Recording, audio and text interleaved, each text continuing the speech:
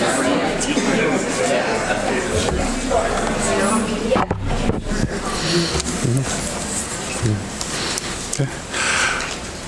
evening.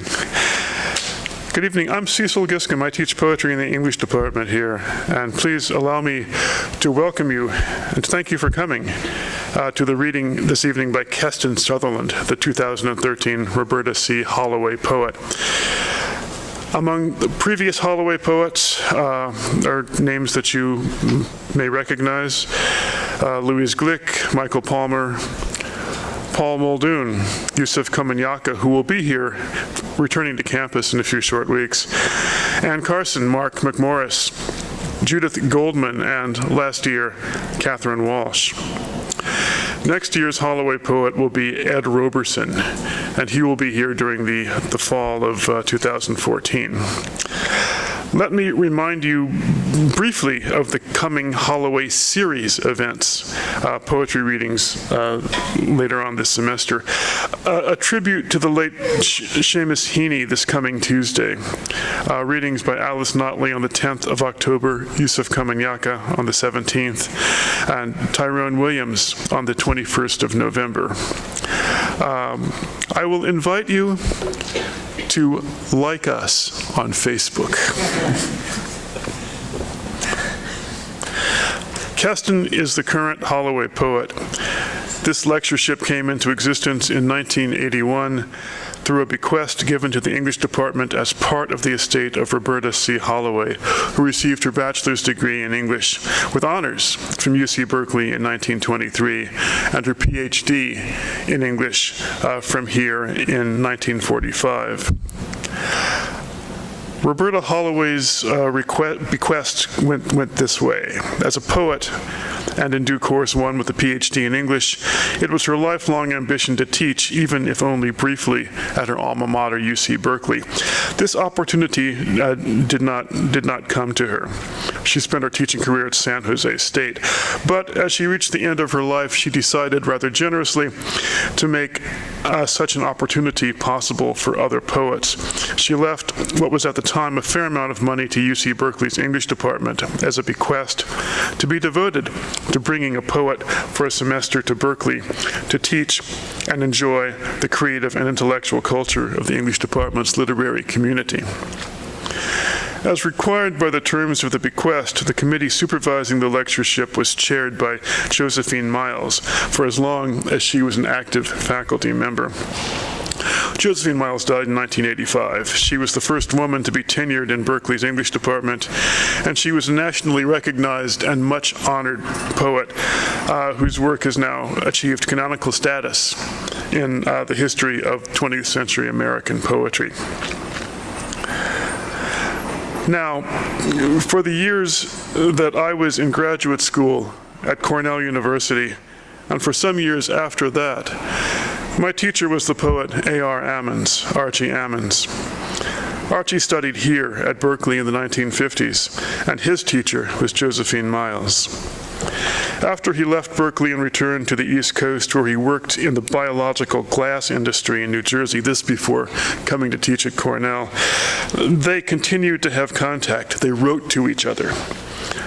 This correspondence connected Archie to the world of poetry and provided a productive tension for him because the letters from Josephine Miles were at once generous and challenging and open-ended.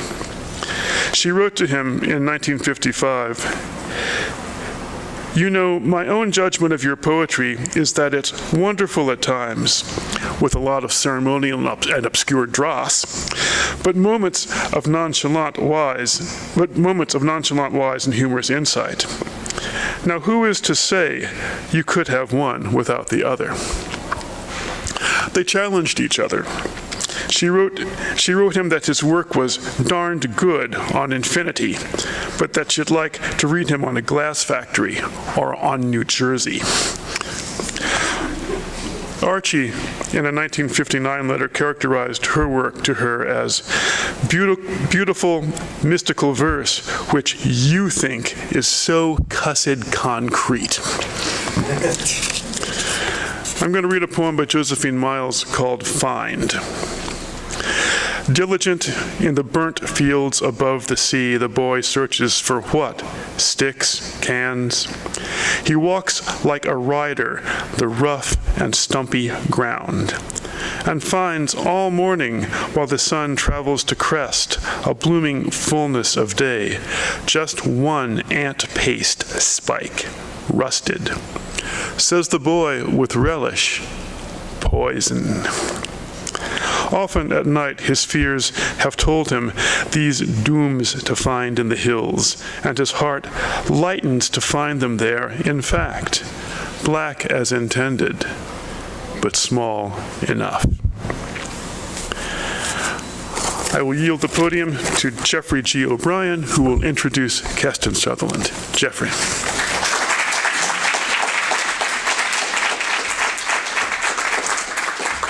So I had planned to read all that boilerplate and to read a Miles poem, because we have this mild competition among the poets on staff to dig out the best unread Miles poem. So I have one banked, okay?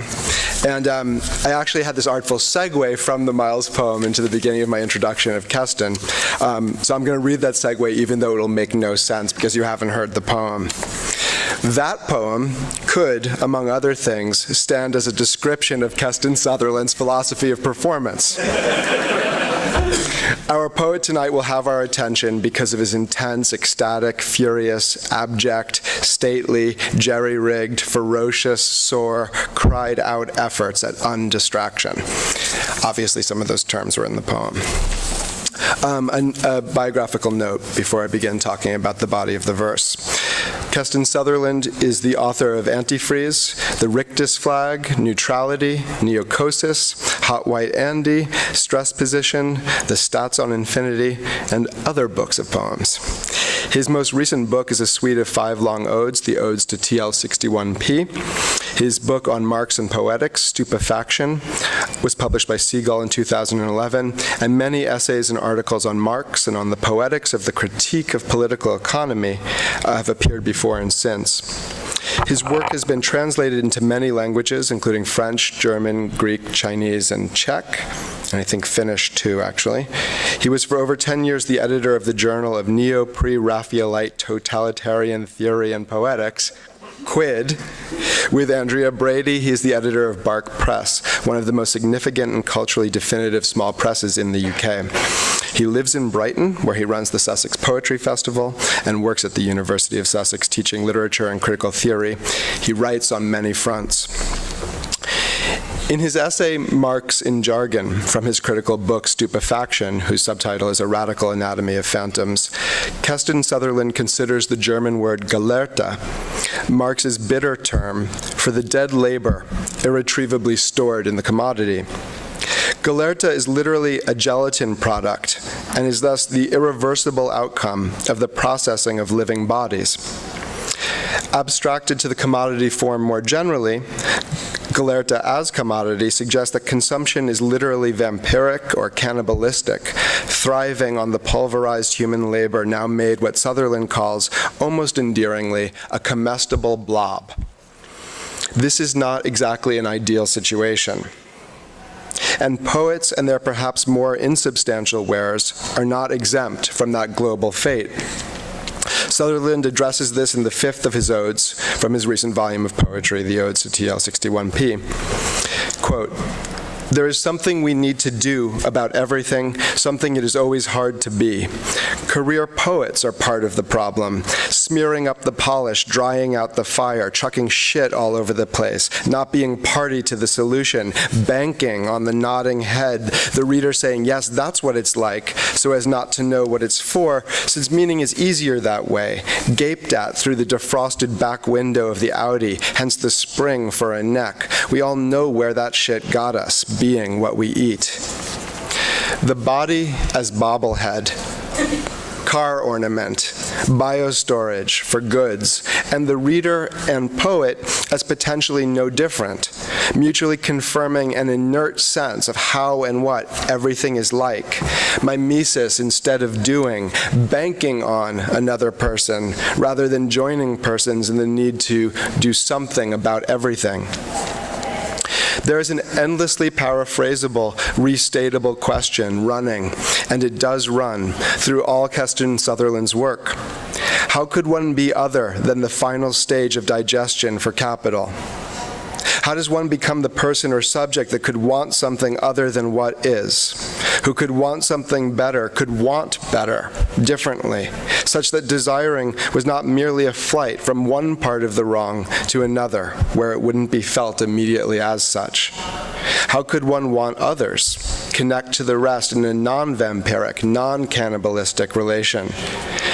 The answer is not on the page, and not all at once, and not totally. That is, not yet in time, and not here in space, such as they are under capital, though that's no license to stop trying, out there in the where that shit got us, and here in the nowhere of the page. A second question sprints and sleepwalks through the first question.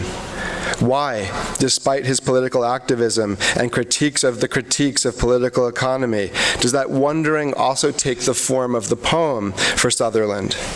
How can poetry register a trammeled, encumbered, half-felt, blocked, fading, vulnerable desire that is not equal to shopping or being safe? That desire for collective, quote, love, the superpower to come. By producing a radical anatomy of our physiological need for it in all the difficult and simple facts of the poem, its pace, its cadence, its durations, its Frankensteining of the dead work of genres, of moments in the metrical record, its grammars and their disorienting extensions and abruptions, in the poem's capacity to host all proper and improper contents, and in its being overrun by what it admits. The poem for Sutherland is not a place outside the time and space of the present and its quiet disasters of gelatinized labor or its louder points of crisis, the fatal and sustainable subtraction of bodies in war and work. But it is a non-site within that present that can convene multiple times, the time of Donne, Pope, and Wordsworth's measures, or of scenes from a personal history of uneven sexual development. And multiple places, Abu Ghraib and London, Nigeria and Oakland, such that thinking can rise up within its contemporary bonds and sing the pressures it is already under by submitting them to the poem's further pressures. Here is Sutherland thinking sensitively about one of those pressures, meter. This is from an interview. It seems to me, in fact, that because of the present dominion of capital, specifically because of the mediation of intimate human relationships by capital, my relationships with poets in the past are also mediated by capital, and their expressive accomplishments do come to me in a variant form of dead labor, as Marx describes it. Here's another quote from an interview. For me, handling these meters cannot, for that reason, simply be a kind of job of putting on your radioactive gloves and treating them like toxic objects with tweezers and mocking them.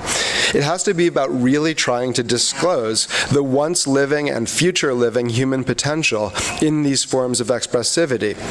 But to do that, I absolutely must sound what is dead in them too. And everything that shudders in them, which might nearly approximate to or sound like or resemble or project or hint at our possible reconciliation with pure and simple pleasure, which cannot simply be adopted as pure pleasure or be resolved into pure pleasure. Sutherland does not think the revolution is coming tomorrow, nor does he think poetry will lead it, but verse is one form of doing potentially live labor in the present's deadnesses, and of calling the dead labor of poetry back into vital, collisional, contemporary situation without mistaking it for life. But it is hard to think of Sutherland's verse as anything but alive. It is at least several forms of undead. And perhaps un is the best prefix we can hope for, a shedding of definitive structure and concept, a being unequal to, both weak and strong, a strength that is made perfect in weakness, as Milton borrowed Corinthians to say. The poet and critic Simon Jarvis has talked about the un of genre in Sutherland's odes. where the poet pressurizes prose until it contracts from the inert page width into chosen column and into metrical passages that are perfect or extra-metrical or sub, and where he also embeds absurdly perfect rhyming tetrameter, though still in prose, and passes out of prose into quatrains and so on. Jarvis has called this work both unprose and unverse. But what those uns mean is that Sutherland combines the genres of dead labor without reducing them to a comestible blob. The odes are beautifully unpalatable, and the final product, unlike Gelladin, could be rearticulated back into some of its component parts and scenes from history. Here's the unprose, unverse beginning of part 2 of the second ode. As sure as any air must spread, the cost of any breathing head, thrilled out to cold perfection, released from its protection, to keep our estimates so rough that each can lean in close enough to bind onto the other free, and blind to her obscurity, so every paralysis condemns to cost analysis, terminable or not the same live instrument of breath and blame. I'm over-accenting the rhyming tetrameter of this prose, not merely so you can hear it, but so you can hear how cold and imperfect the unverse of the cold perfection there is. Here Sutherland is playing off Pope's claim to have versified Donne's metrical irregularities, but it requires the nodding head of that bobble-headed reader to release perfection into every one of its 4 possible syllables, much as every will be forced to take 3. Or we could refuse such perfection rather than have it be released like a car or apartment and maintain current pronunciation at meter's expense. But the main thing here is neither of those determinate and determining choices, but how Sutherland releases the dead labor of several past moments of versification into, quote, a rough estimate of the present, where both choices live, so that each can, quote, bind on to the other free, bound and unbound within, quote, the live instrument of breath and blame that the poem is. All of this unarrestable versification also happening in a field of unprose.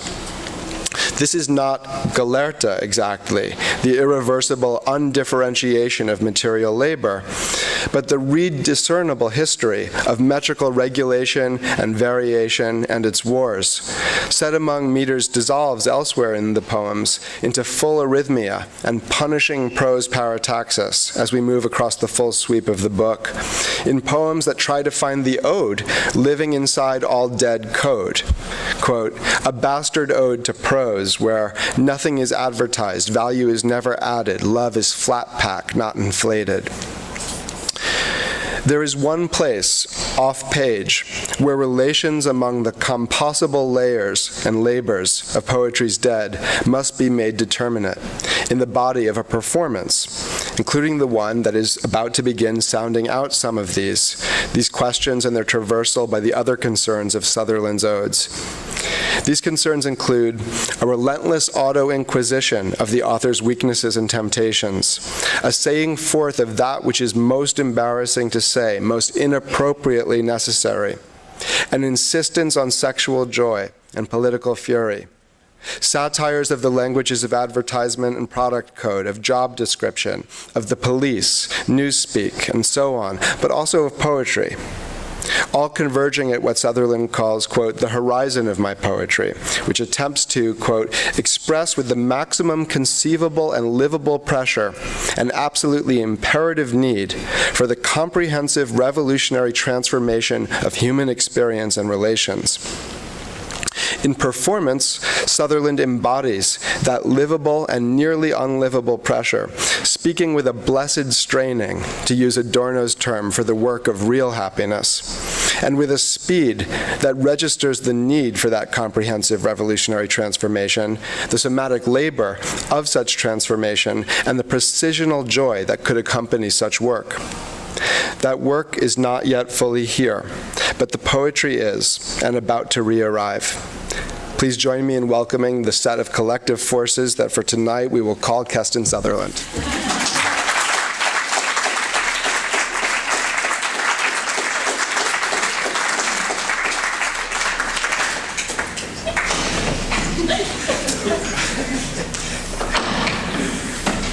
leaving yet. I can proudly announce that as of this evening, I recant my neo-pre-Raphaelite totalitarianism and will, before all of you, in humility and in shame, embrace gloriously instead post-neo-pre-Raphaelite totalitarianism, which drags us one end closer to history. Thank you so much, all of you, for coming. Thank you to Berkeley, if an institution can meaningfully be thanked, for having me. Thank you for everyone who has had any hand in bringing me here. It's a real pleasure and an honor, and I'm exhilarated to be able to read to you all tonight as a Holloway poet. Thank you. Thank you especially to Geoffrey G. O'Brien, who is just extraordinary, isn't he? That was an amazing introduction, and it's part, I suppose, of, if such a thing exists, then the disintegrated philosophy of the book from which I will read for you tonight, that first moments are in fact able possibly to be repeated. Marx says so, at least, that the commodity never loses its virginity. I wonder if it would be possible for us to reinvent ours. And so I think it's only apt that the introduction, the first moment to this reading, should be, I'm sure, probably just as interesting or a lot more interesting than the reading itself. It was for me. Anyway, thank you so much, Geoffrey. That was enormously generous. I'm going to read 4 things tonight, the first of which is barely a thing, one of which is a thing kind of clipped off and excerpted from a bigger thing, so a kind of thinglet, another of which is a thing into which has been stuffed unceremoniously an excerpt or clipping from another thing. So there will be in this reading a kind of complex or multiplex proliferation of part and full thingness, beginning with a little thing.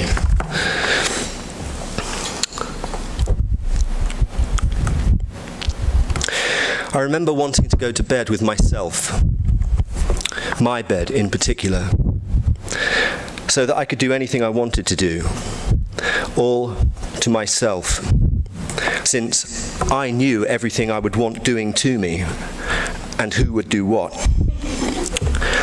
I alone would come in both my mouths. I would get down on all 4 knees and stretch wide my 2 asses to invite in my 2 cocks. One cock, mine, would be way too big for me and way too hard. The other, also mine, is antithetical to magnitude, harder than 1,000 base teeth. I would talk down to myself, spit in my mouth, force me. I would grip my tongue in my ass, but I would not run my fingers through my hair or look directly into my eyes and say, I love you. Sentimental soliloquy.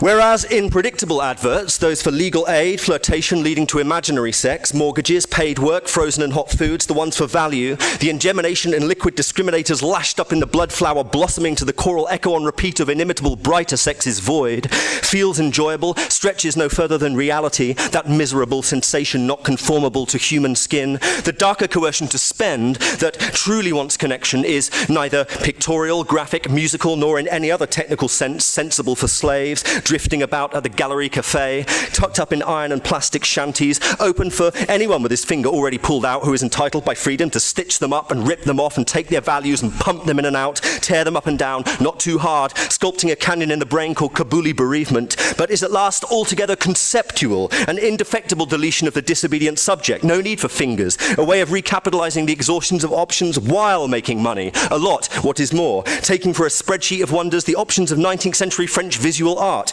conceptual options disinfected of their political violence and boiled down to increments of pseudo-aberrant progress and discovery, as if to say, fuck, or fuck le grand chef de l'international, and fuck all chefs, revamp options of the inmates of the ledge after realism whose expedience for us is to scuttle 50 years ahead of us so that we can be told to catch up by Brian Geisin, a management motivation strategy long familiar to short-lived workers, fuck the crab-ass ideational impecunities of a comité de vigilance, fuck its pittance, distance, it's shitty nitpicking. Our terms of reference are catching up with a post-communard prestidigitation in the shadow of synthetic impossibility. Options distinct from those of the Bakari or Igbo, or unreassigned women who want to abolish brothels, or mistakenly circumcised teenage girls, or unmistakenly circumcised teenage girls with slapped asses in their pants down in the craters of Afghanistan, where there is no First Lady, no origin of fame, not her concept, where what one of the Goncourts called a thorough bleeding has postponed the women's revolution, knowing that you can't do X anymore on account of its having been done in X by X, or protesting that X cannot be done because X did it as an advert for X in X, since something must be protested to keep up our appearances, or dismissing X as a derisory derivative of X that is also derivative of the also derisory erstwhile derivative X, itself now impossible, compiling the representative prescriptions to generalize under a heading, X, a certificate of cognitive absenteeism, made provocative by its association with the goals of tolerance, solidarity, contingency, intersubjectivity, and irony, and the last contact with art is in knowing well, explaining well, and generalizing well X, the transcendent inhibition,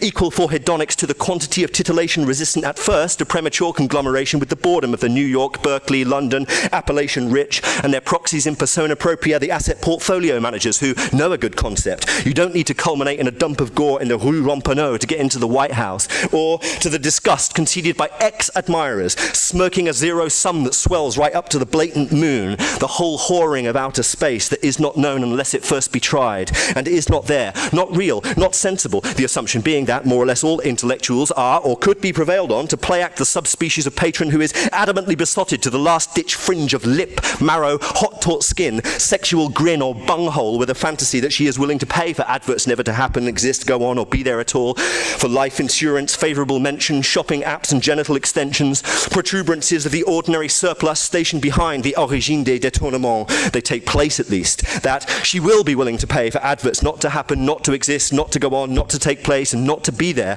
roughly through the nose, with a credit card. In this bastard ode to prose, there are already none for free, because nothing is advertised in here. Value is never added. Love is flat packed, not inflated. The eye is already on Venus. And the point is to rip open a new market in user nixing perniciously specific pictorial, graphic, cinematic, natural, or musical irritations. Anything that requires a subject making detail look radical, or work, many of them not nearly pornographic enough. Children, most egregiously, way too impossible, loosely crammed with skulls and nerves you don't want to scoop out. No breasts, convincingly unrealistic because always the most permanent breasts in the world. Conceptual, promoted, other options for game-changing having eloped to the grave with Manet, leaving nothing to barricade except the stomach and the chimney. Therefore the chimney is barricaded up, though the irritations are such as you are perfectly unwilling to prove your willingness to endure because you can afford not to and therefore justifiably do not. Why should you? Lick your trembling image on the shining tips of pins, which is the basis of any politics that is healthy, on the basis of not being emotional, not masochistic, not deeply crying in art, but imagining a radically expanded field where the materiality of the page, the atomization of words, and the shattering of meaning were done so thoroughly that there could be no work left to do in this vein.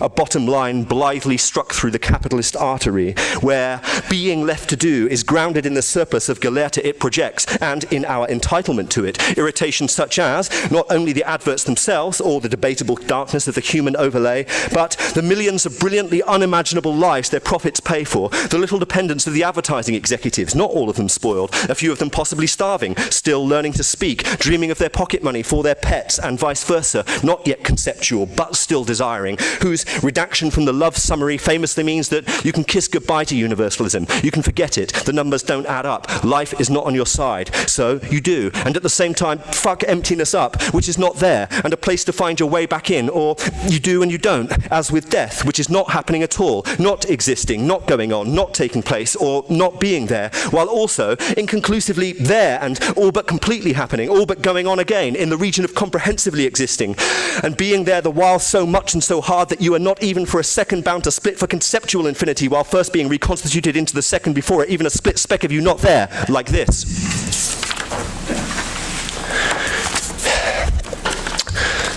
It's never really my practice to explain poems in advance, and I'm not going to explain this one either, but I think it would make for a more interesting experience for people if I could at least provide a few coordinates, since I don't expect that everyone will know about the event which this poem addresses. This is the beginning of Ode to TL61P2. The event which it directly addresses happened on 26th of March 2011, and that's stated in the poem. What happened on that day was that some activists in London, part of a wider movement protesting against the coalition government there and the austerity policy, which has been destroying so many of the accomplishments of social democracy in Britain over the past few years, decided that they would, in a tactical and symbolic act of solidarity, in expression of solidarity with the protesters still then camped out in Tahrir Square in Cairo, that they would occupy Trafalgar Square. If you've not been to London, it's an extraordinarily prominent, possibly the kind of heart of London, this grand square in front of the National Gallery, and that they would produce a symbolic solidarity with the people in Tahrir Square.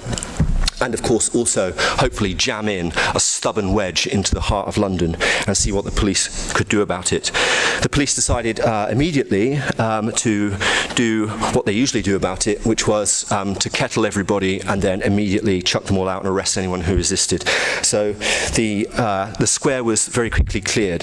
Millbank is the only other thing I'll explain in advance. Millbank is the centre of the Conservative and Liberal Democrat coalition government in London, and on the 10th of November 2010, an enormous student protest assaulted the building of Millbank, smashed out all of its glass windows and seized control of the central building of government for a number of hours.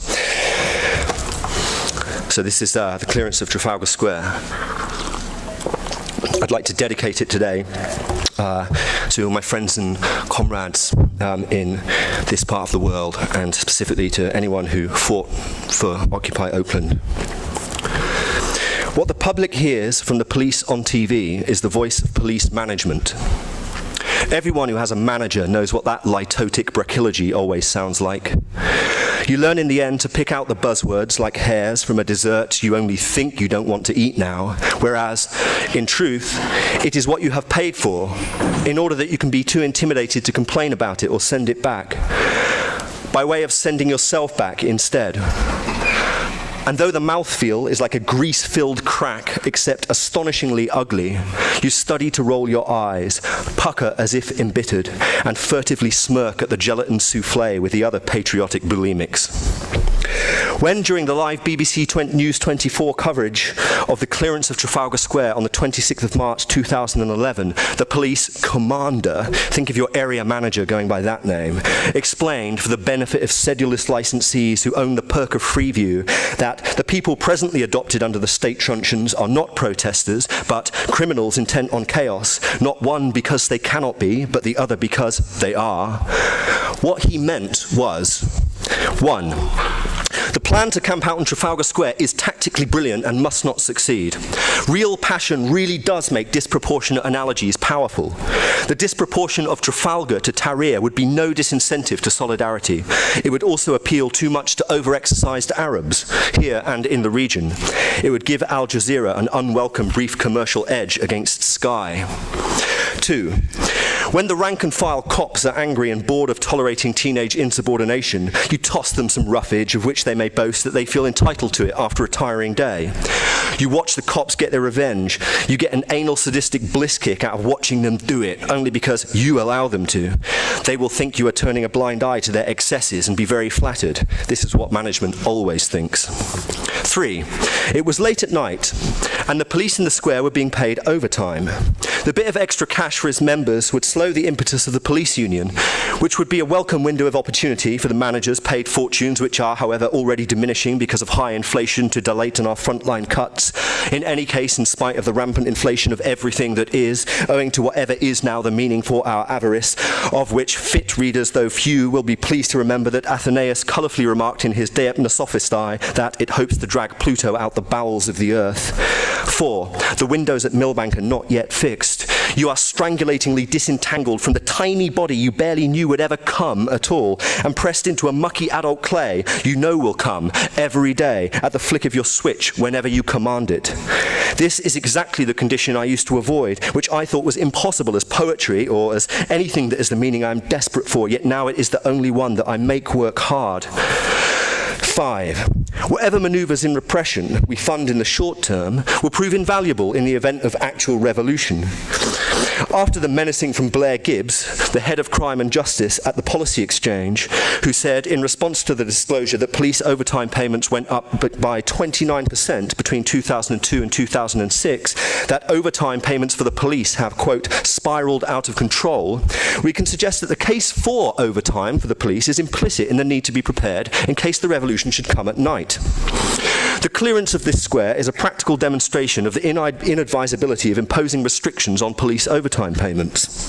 6. A modest spike in public fear would begin to compensate Rupert Murdoch for the embarrassment we caused him right at the very sensitive moment when he and British Culture Minister Jeremy Hunt were trying to consolidate his control of the British media, when it was revealed in the press that we had hushed up the phone hacking under Andy Coulson at the News of the World.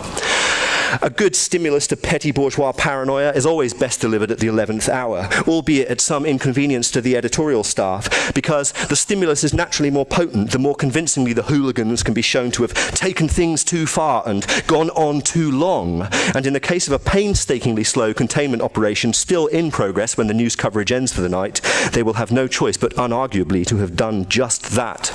This is another natural basis for ring-fencing police overtime payments. 7. It will be an exquisite additional goad to Gaddafi and Mubarak to make them watch the police of their enemy doing with geometrical impunity what the police of Benghazi and Cairo weren't allowed to do. In some small measure, it will help convince the Chinese that the pressure we exert on them in public over human rights really is just for the purposes of domestic political propaganda back home, which may yet lead to a thawing of relations between Vodafone and China Mobile.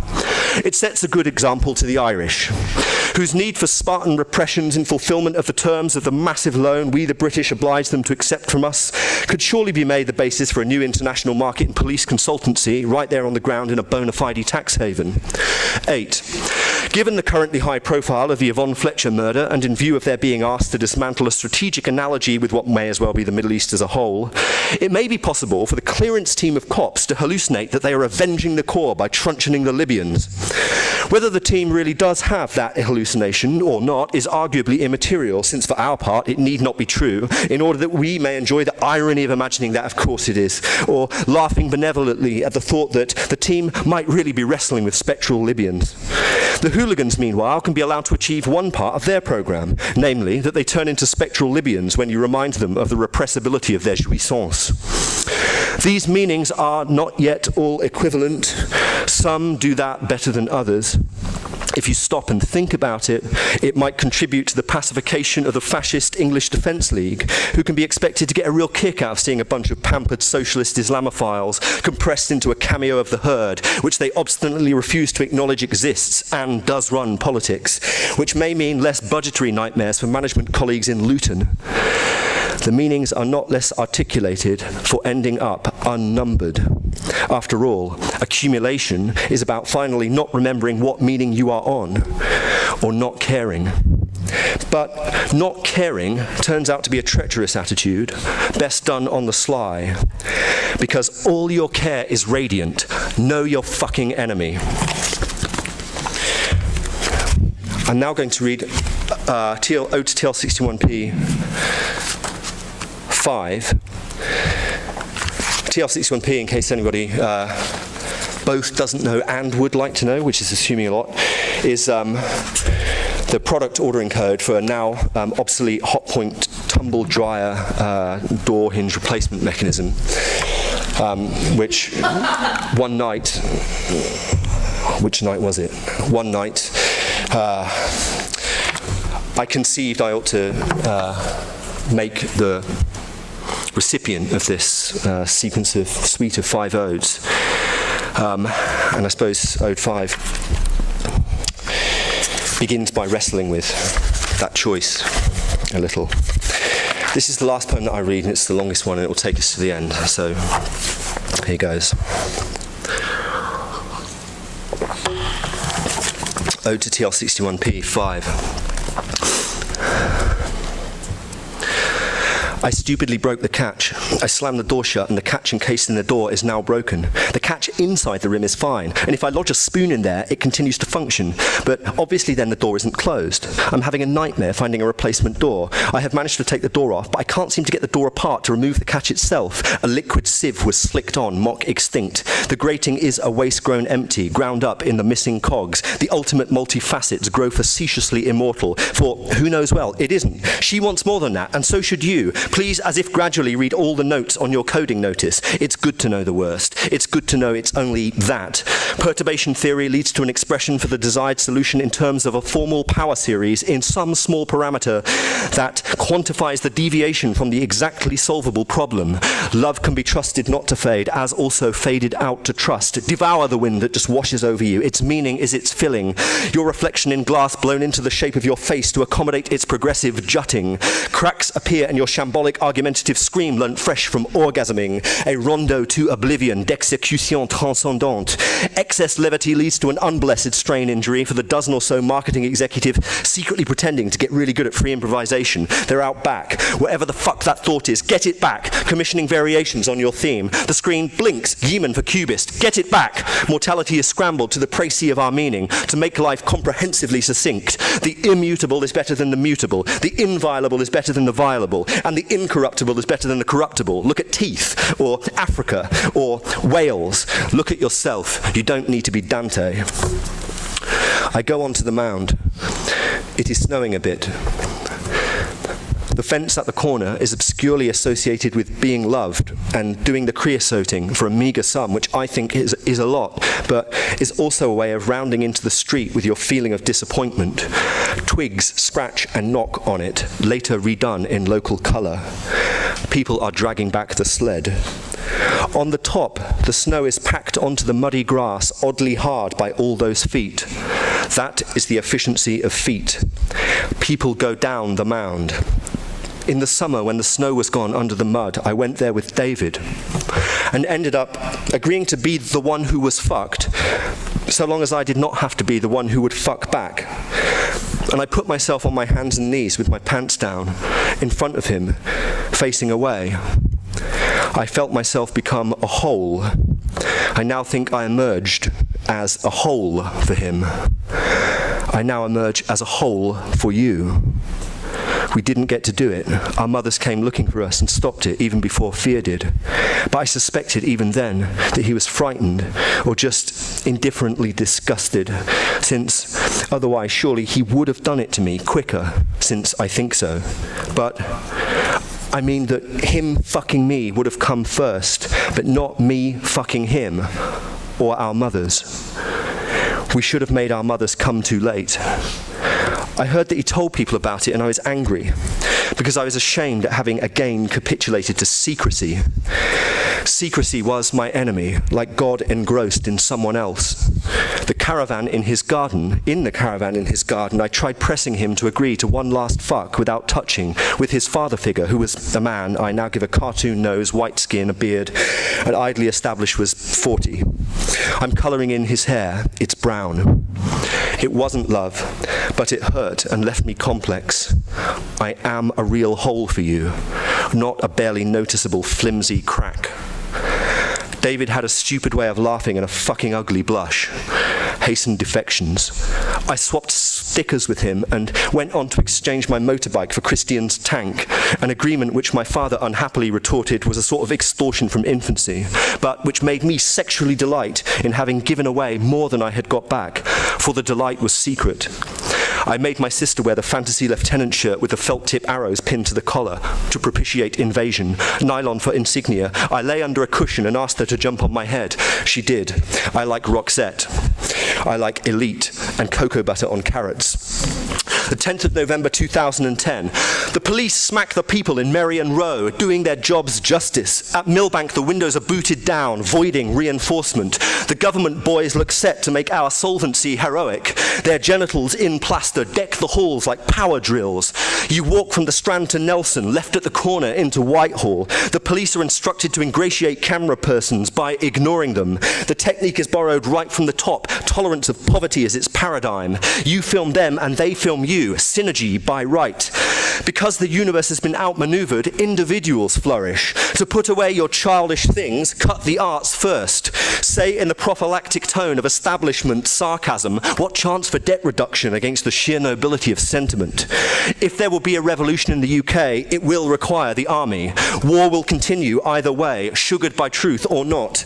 Love is not the unswerving professional bias of police dogs. It has to be made from scratch at the first indication of its possibility. The French have their avantage acquis, as we in turn have ours. À peine rentrés les lampions, voilà que tombent les bons.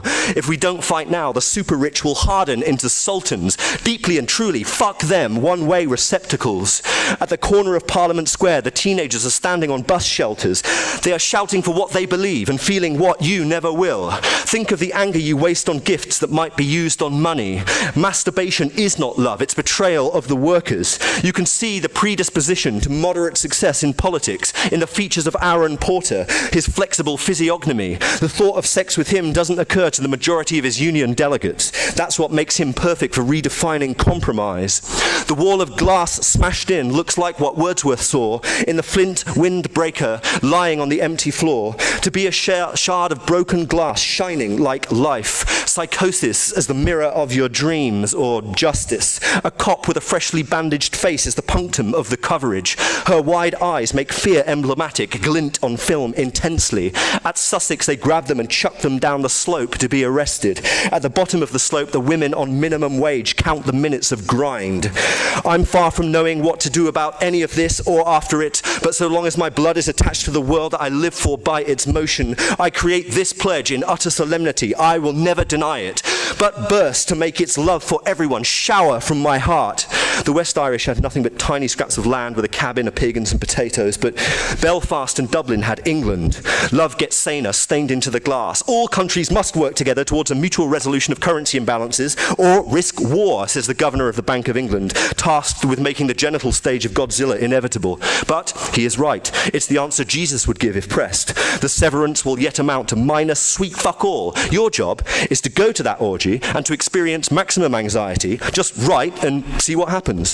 It's not a joke to say that you learn from that, except you decline. Synergize to social fact, surplus grout of the myriad equivalents. At the source, I is or screaming am the consummated Islamabad dispatches rolled into a prolegomena to an epigram. Smoke that shit. Yes! Passion swings both ways, unfixed to be enlarged, hungry for the majority of the earth. Robert's penis is a surprise. In my tent, it is more pink than I am. I am more red or purple or brown. I had guessed, startling me, but I sucked it anyway, not to go back. I think it was an excruciation to him and a probably morally significant embarrassment because he never used it against me when I started punching his face in on the couch that my mother pissed herself on. Get it back! Why did I do that? Smacking around with my childish fist, deepening our wishes, blunting life in him and me, or smack that minuscule namely boy who merely described to me that my fantasy car for sale to him could be given wheels when I wanted my fantasy car for sale to him to be flat and just glide. The Victorian English had their more innocent green zones in India from which to perorate on the superiority of peace for trade. Indiscreet to go slaughtering around all over the place like the Russians via the French, and in any case very likely more overheads to redemption. If sex is the price for that, be it what you may. After all, sex disappears anyway. Remembering nothing at all the right moments is difficult. So much of the rest of your time is exchanged for the lot. Since poverty porn is the price of its spiritual opposite. What you get up to, you pay for. Come later. Strikes are impossible unless you are quorate. Don't be a speck and froth through the roof. Proudhon concealed that inflation is theft by being too famous about property. You are keeping it real. You are keeping it real. According to the definition of truth, adequatio rei et intellectus, harmony depends on you being better than a load of fucking things. There is no end to it. Only at the end is the absolute ever what it is in truth. Get what back? Meanwhile, regular people like us get impatient, adopt silence as compensation for their virtue in waiting for it, which I cannot do, and so am angry to think about, though I'm not obliged to think about it, and I'm not obliged to be angry either. Compassion should be balanced and sustainable like growth, not more balanced and more sustainable. Public sector workers will not solve your problem because they are net tax consumers. What you need is for people without any exposure to universalism to create the wealth. Wealth tastes better like that anyhow, less like Asian fusion. The dream is finally to have no need of money of our own, like the government. But there is nothing to finalize. If you can't stymie their manipulations, you can settle for monitoring their surplus. But either way, they're all the same. They leave you in the end for a Stärke-Dasein. A huge rope of blood the width of a golf bag falls out of his eye when you shoot into him. You are an heroic soldier. The kindness I have enjoyed has been more unusually beautiful from Hindus than from Christians, and weirder. The very idea of a virgin birth is a slander against my sex, and yours too, whatever that is, whoever you are beside me. Our tribute to the world is our desire, nothing else. Selah!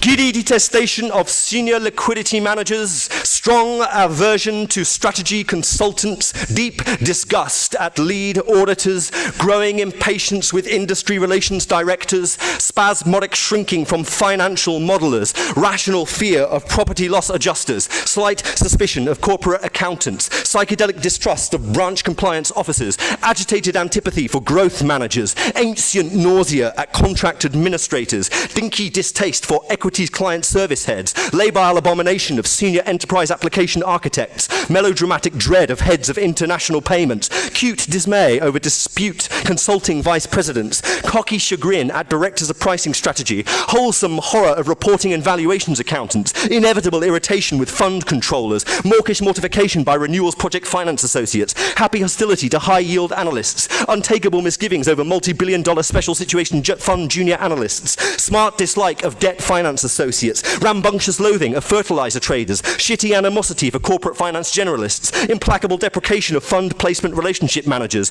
depressed estimation of equity derivative confirmation drafters, blind rage at trainees future traders, greasy disapproval of sell-side analysts, imperative repugnance at flow rates desk strategists, sclerotic conflict over front office generalists, unschooled coolness on arbitrage traders, fussy disfavor of clearing margin managers, bent enmity with solution specialists, elegant spurning of heads of securities, fevered shuddering at exotic rates associates, being discombobulated by top-tier attorneys, attitudinistic trashing of prime brokerage associates, involuntary flinching from algorithmic traders, iffy qualms with quant developers, instant revulsion to options data analysts, hard-won hang-ups about life and health actuaries, automatic melancholy when confronted with corporate action specialists, nuclear abhorrence of continuity managers, petty incredulity at transitions coordinators, complex disaffection for performance improvement operations professionals, real hatred of transformation managers, waning displeasure at heads of decision support, discreet pique at heads of client integration, evangelical vexation at asset servicing specialists, irresponsible annoyance about transfer agency operations managers, fruitless fretfulness over distressed debt fund analysts, mealy-mouthed misdoubt of credit sanctioners, overdue animus for debt markets writers, harrowed disbelief at credit partners, plangent repudiation of restructuring reporters, grueling denial of structured credit surveillance analysts, necrotic mockery of assurance managers, and irredeemable illness of disposition toward regulatory affairs consultants getting social housing, down to the last unfuckable man. The last unfuckable man means that you don't really want the communism you say you want. For only something has to change and fast. For only something has to change and fast. You can't love everyone because you can't do all the billions of different types of love. Do the wrong one and you'll never forget it. China is now a multilateral partner. That joke about the reference to the answer in the riddle to the reference to the answer to my life will be repeated without a pause until I and you all laugh. Bush says 3 people were waterboarded and hold the zeros. Our text today is maintain physical integrity, but 100 times funnier, and therefore 101 times funnier, and therefore billions of times funnier, and hereafter infinitely more funny because stupefying at a compound growth rate too big to fail. There is something we need to do about everything. Something is always hard to be. Career poets are part of the problem, smearing up the polish, drying out the fire, chucking shit all over the place, not being party to the solution, banking on the nodding head, the reader saying, yeah, that's what it's like, so as not to know what it's for, since meaning is easier that way, gaped at through the defrosted back window of the Audi, hence the spring for a neck. We all know where that shit got us, being what we eat. The British have become snobs. They don't want to be security guards, always getting the night shifts at KFC, illegally married to sewage technicians, subject to racist abuse, which intelligent politicians learned they must not be seen on camera to regard as bigotry. The immigrants are real because they do. The immigrants say, I am more realistic than you, but at least you listen. The European Union ones are the mainstream, the non-European Union ones are the avant-garde. The real cause of massive growth in the size of the state was fighting major wars. The majority public sector is the wages of justice for crushing the fascists. Kissing softly round the true hole cut out of sanity, the eyes I crossed out in a fantasy shine right through. To burn out the profounder hole, resolved to being dead, to love complaining in your head, in your soul. Our meaning is not an indulgence, or capital all our blood, distorting like a seed to bud in vengeance. Our representatives will crush their lungs up like a piston. The cheese Lenin grates his fist on your toothbrush, which I take for a sex toy. Friction conceptually bleeds into agony. The fire feeds its fiction. The faces are all safely tucked in balls of knotted dream. Make the mystery face scream, or get fucked.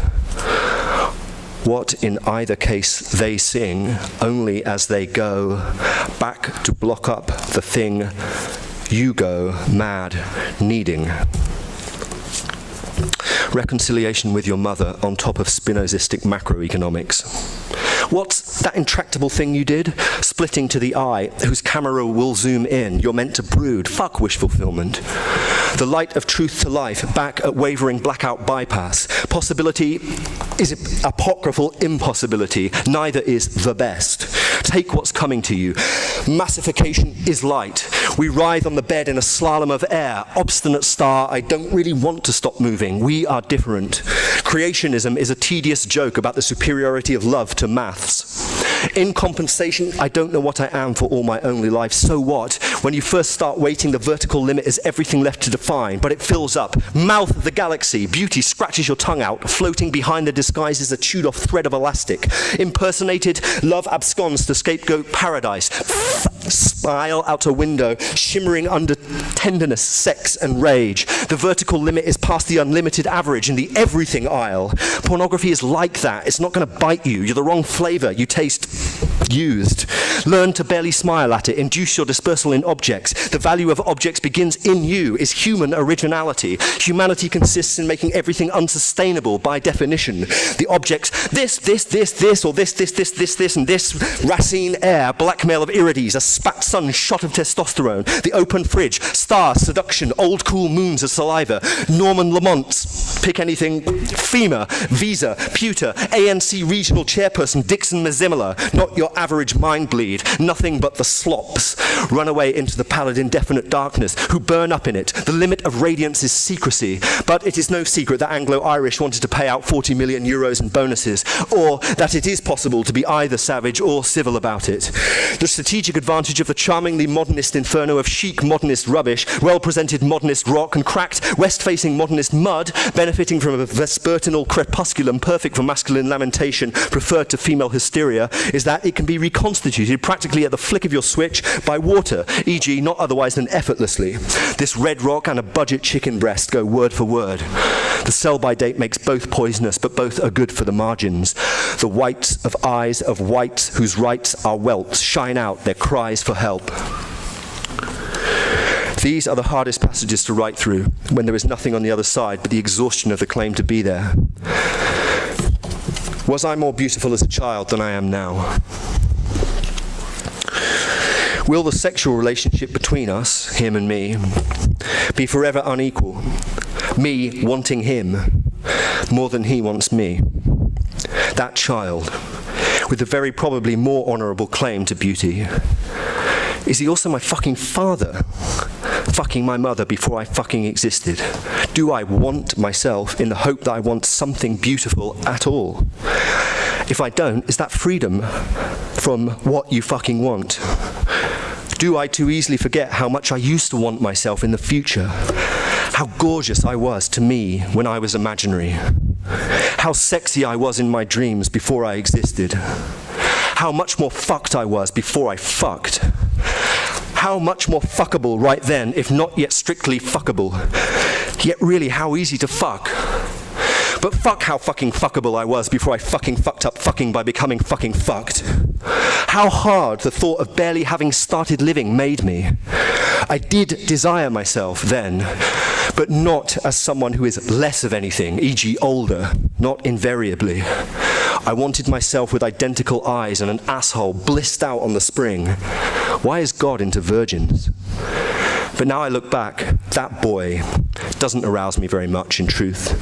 I'd sooner drown in bed forever with the women from my 20s, painting a sky of orgasms, acting insoluble.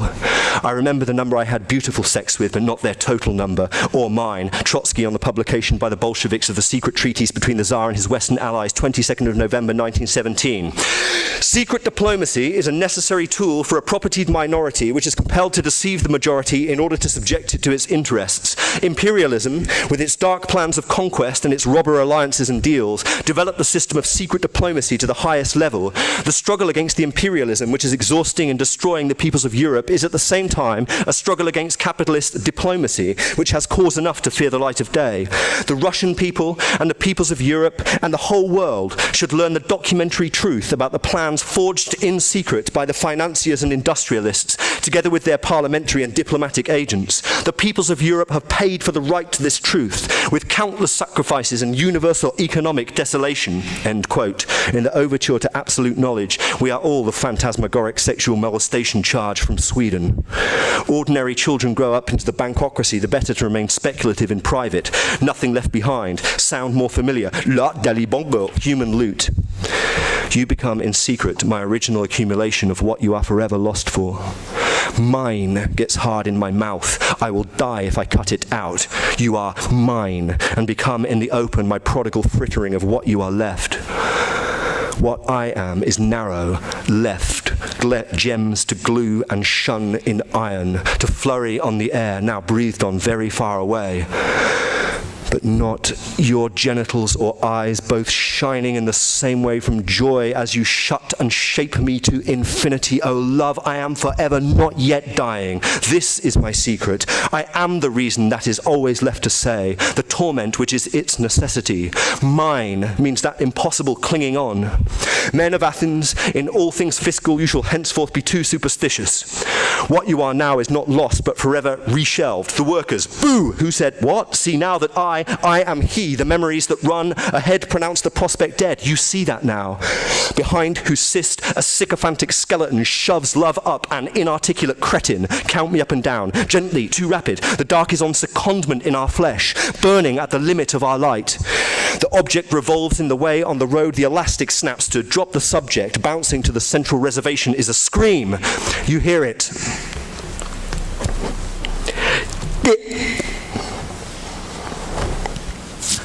Hearing.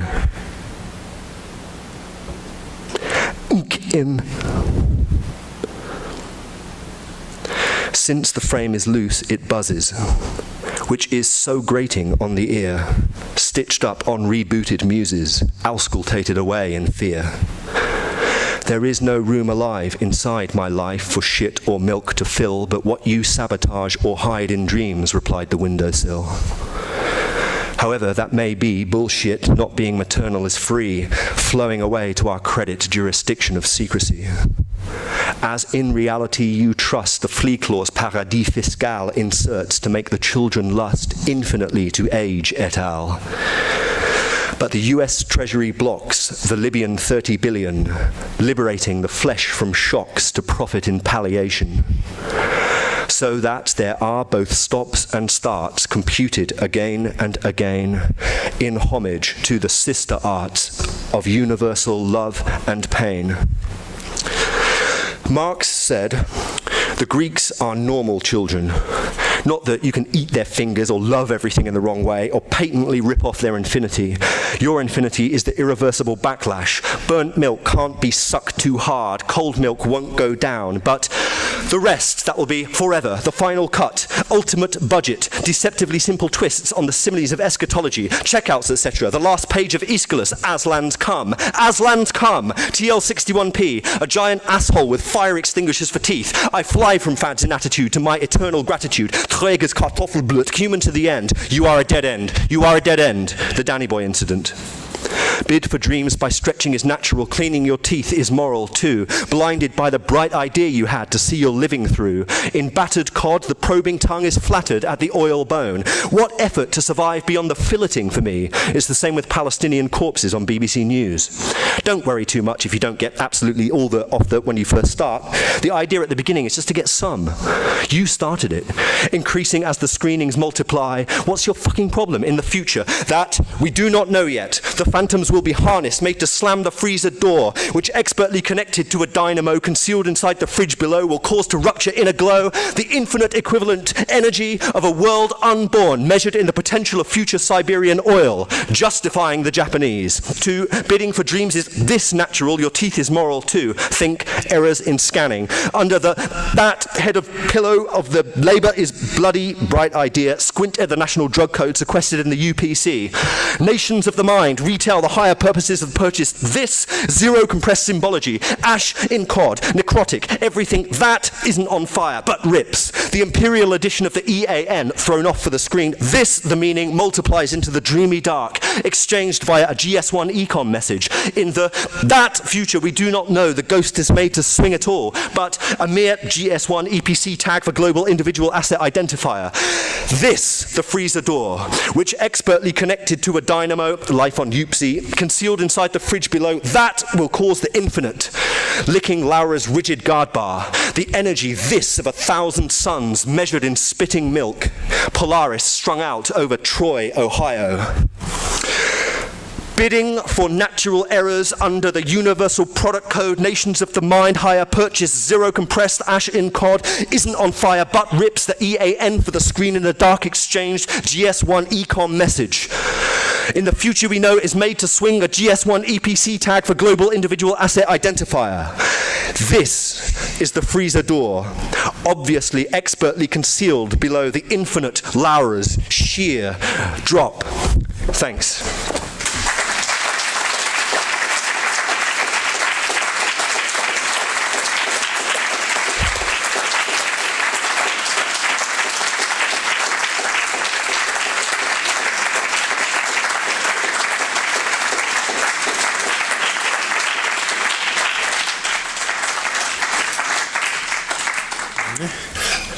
Thank you for coming. Books are for sale, and there is a reception down the hall in the English Department Lounge. Good food, good drink. Talk to the poet, talk to each other. Thank you very much.